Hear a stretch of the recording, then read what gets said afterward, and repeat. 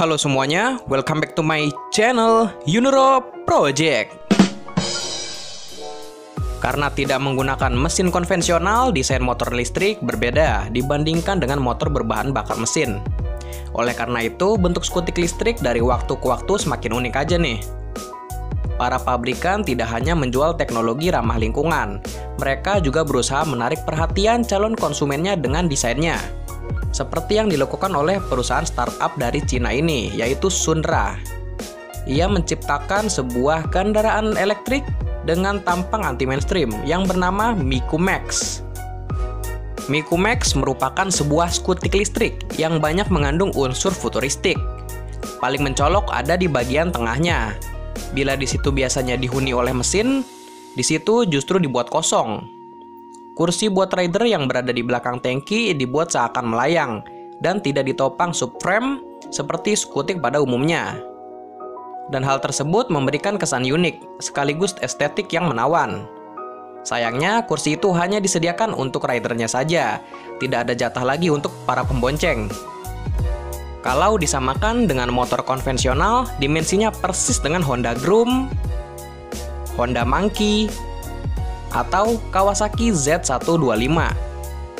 Berkat tubuhnya yang mungil, membuatnya sempurna untuk menembus kemacetan kota atau melintas di lingkungan padat penduduk.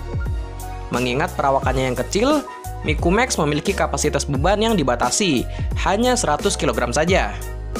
Kalau dilihat sekilas, tubuhnya memang mirip dengan Honda Monkey, sebuah motor sport mungil yang sudah ada sejak era 60-an. Ciri-cirinya tentu saja dari dimensi dari penggunaan stang. Si Miku Max pakai pengatur kemudi yang mirip dengan kuda besi mini dari Jepang tersebut, dengan menggunakan model Ape. Untuk mengakomodasi pengendaranya, tersedia juga pijakan kaki yang menempel pada sasisnya. Di bagian dalamnya juga berisi baterai sebagai sumber dayanya. Sedangkan tangkinya itu beralih fungsi menjadi tempat penyimpanan atau bagasi. Ada sedikit ruang buat menaruh barang yang berdimensi kecil dan sudah disediakan port USB untuk mencharger smartphone teman-teman. Sebagai kendaraan masa depan, perbekalan Sunra Miku Max sudah modern.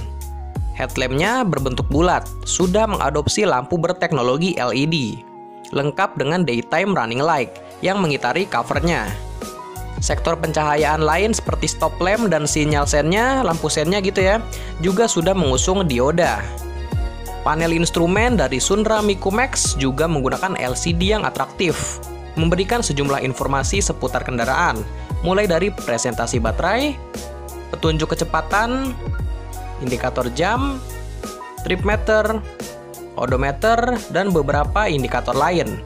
Dan menariknya, dia sudah dibekali dengan konektivitas Bluetooth, tapi tanpa sistem navigasi.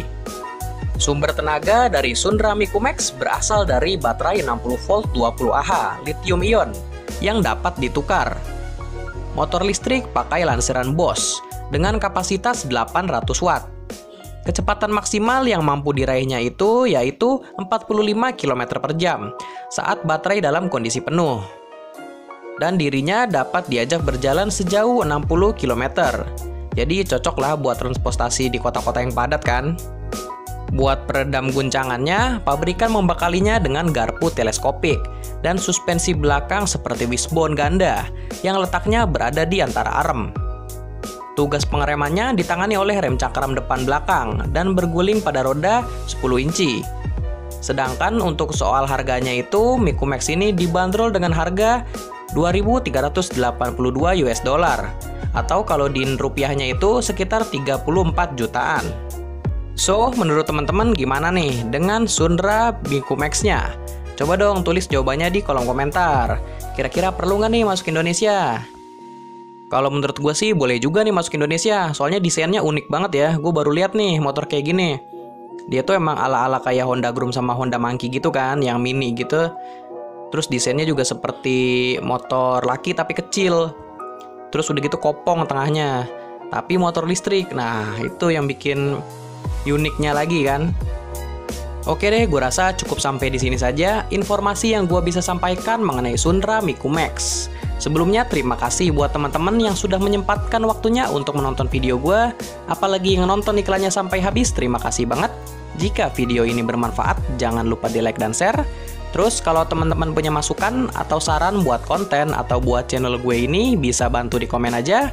Dan yang terakhir, jangan lupa di subscribe dan nyalakan loncengnya, supaya teman-teman mendapatkan notifikasi terupdate kalau gue ada upload video terbaru untuk channel ini. Atau, teman-teman bisa juga nih follow Instagramnya di @yunoroproject. Soalnya sebelum gue upload ke YouTube, biasanya sekitar sejam atau 2 jam sebelumnya tuh gue informasikan atau gue posting dulu di Instagramnya. Jadi di Instagramnya nanti bakalan lebih up to date. Oke dah, gue rasa itu aja dulu. Sampai berjumpa di video seputar roda 2 berikutnya. Thank you semuanya.